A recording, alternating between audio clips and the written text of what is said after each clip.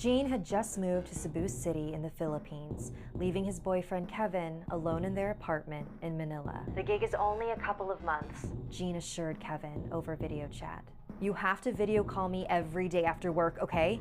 You promise?" "Promise." A week had gone by and Gene kept his word. They talked every single night. He didn't love that Kevin was so needy, but he knew that he was going through a lot and was working on it with his therapist, and knew that this relationship was worth holding on to. One night, Gene and Kevin were on a video call, as usual. Gene was on his computer in his room, his back turned to his bedroom door. He was telling Kevin about the long shoot he had that day, when Kevin's brow wrinkled. "Babe, I thought you said you lived alone." "Yeah, I do." "Then who just walked past your doorway?" Gene swiveled his chair around. "Oh, you're probably seeing the tree outside. One sec." Gene left the room for a minute and returned. Kevin's heart began to pound. "There's this tree outside that casts weird shadows, but I closed the curtains so it won't bother you anymore, okay?" Kevin's silent face stared back. "Show me the tree." Are you serious?" "Show me the tree." Gene let out a heavy sigh and picked up his laptop. Kevin watched intently as Gene aimed the camera at the windows.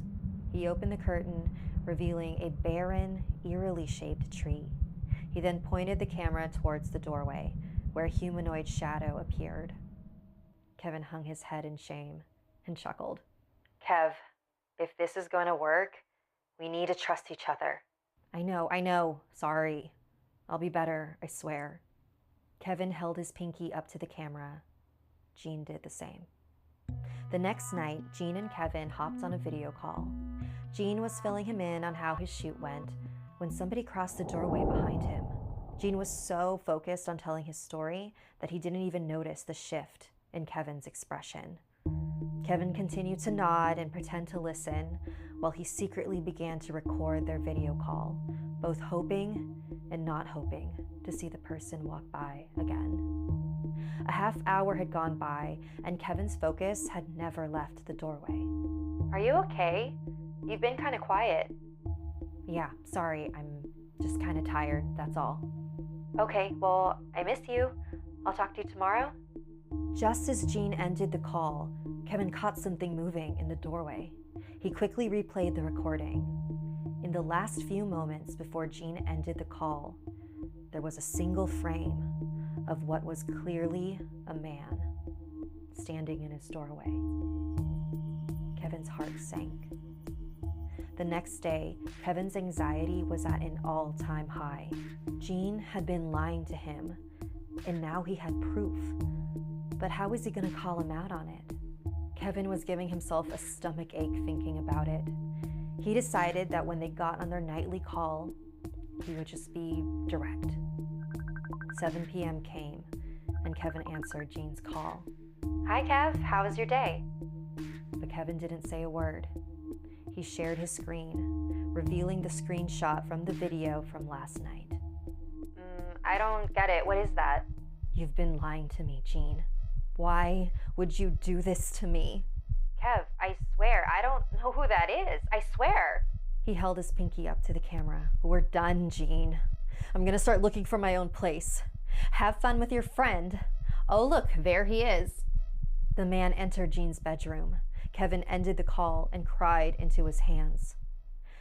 After a few moments, he collected himself and pulled up the recording of the video call he just ended.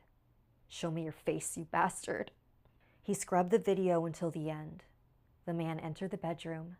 Gene turned around, fell out of his seat, and screamed.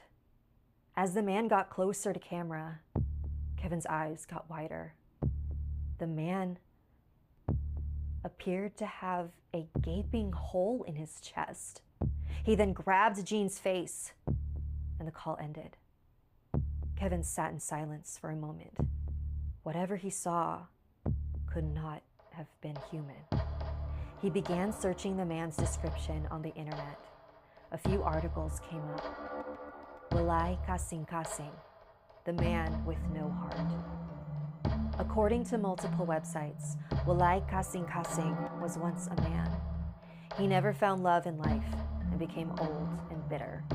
When he passed, he became a ravenous spirit, just as bitter as he was in life, seeking out fragile relationships and breaking them down so that everyone can be miserable like he was. Once he's gained enough power from the negative energy they produce, he consumes the couple and moves on to the next. Kevin couldn't look away from his screen. This was all his fault. He quickly booked a ticket to Cebu City and headed straight for the airport. A few hours later, he found himself outside of Jean's apartment. Jean was not answering the buzzer or his phone. It was too early in the morning for any of the other tenants to walk out and let him in. Kevin looked around the building, trying to come up with a plan. And that's when he noticed the familiar, creepy tree. There was only one set of windows immediately next to it.